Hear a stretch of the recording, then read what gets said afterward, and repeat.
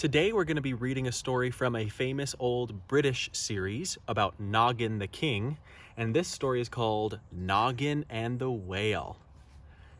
This is the castle of Noggin the Nog. Noggin the Nog lived here a long time ago. Noggin the Nog was in his castle. Queen Nuka was with him.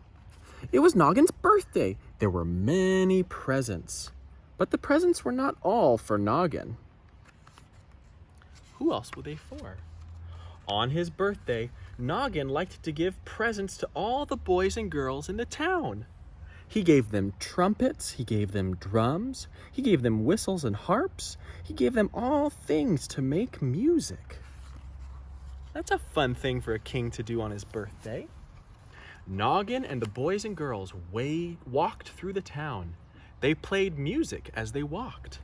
They played music in all the streets as they walked down to the harbor. Happy birthday, Noggin! At the harbor, the boys and girls saw their mothers and fathers waiting. Noggin led the boys and girls onto a big boat. They took the boat to the middle of the harbor, where all the people could hear them. Then the boys and girls played a tune. The tune was called Noggin's Happy Birthday Tune. The boys and girls made a loud noise playing Noggin's Happy Birthday Tune when suddenly the boat was lifted up out of the water. It was lifted up by a whale. The whale smiled, but Noggin was angry. He said, "Please put us down. We are playing music." The whale put them down. That's a polite whale. Noggin said to the boys and girls, "Let us take the boat to the other side of the harbor, away from that silly whale." So they took the boat over to the other side of the harbor to get away from the whale. The mothers and fathers walked round the other side of the harbor. They sat down on the wall to listen. All the boys and girls stood up in the boat to play Noggin's Happy Birthday Tune. The boys and girls made a loud noise playing Noggin's Happy Birthday Tune when suddenly, can you guess what's gonna happen? The boat was lifted up out of the water. It was lifted by a whale, the same whale. It lifted the boat high in the air and splashed them all over. Noggin was very, very angry. He said, "You are a very bad whale. You must go away from here. You must go now, at once." He's not being very kind to that whale. The whale looked sad.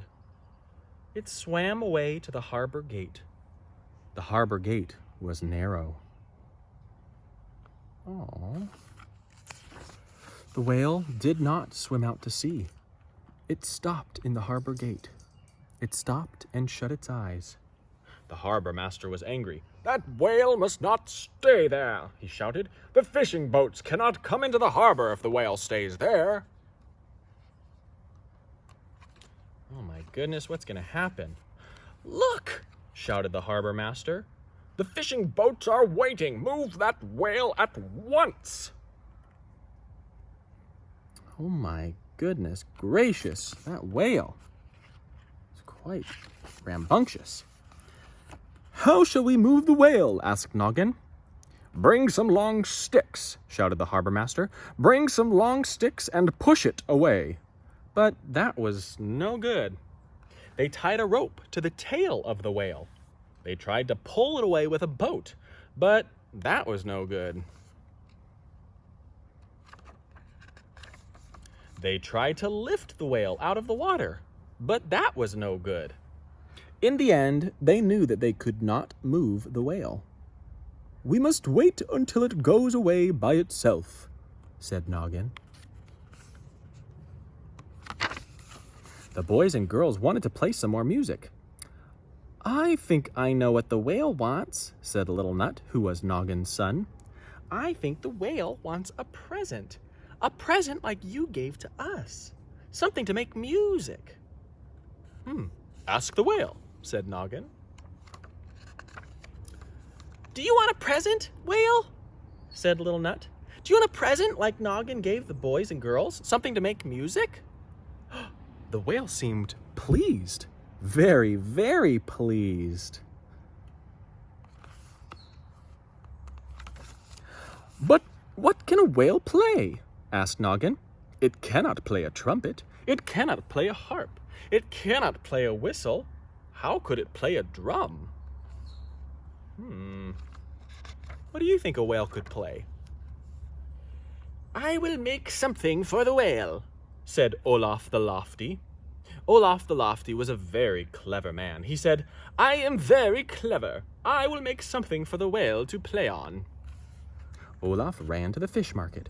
There he found a strong, empty barrel. Olaf ran to the bell yard. "Bell maker," he said, "bring some bells. Bring some little bells for the whale." "What does the whale want? Why does the whale want bells?" asked the bell maker. "To play music on, of course," said Olaf the Lofty. I wonder if this'll work. They took the bells and the barrel, some rope and some pieces of iron, and ran to the harbor as fast as they could run. Olaf took his hammer and some nails. He nailed the bells and the iron onto the barrel.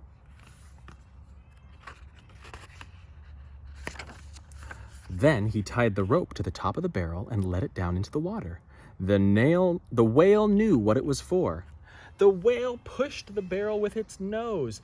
Cling, clang, clong, cling, clang, clong. All the bells rang. The whale smiled at Noggin. It smiled at the boys and girls. Then it pushed the barrel with its nose and swam happily out to sea.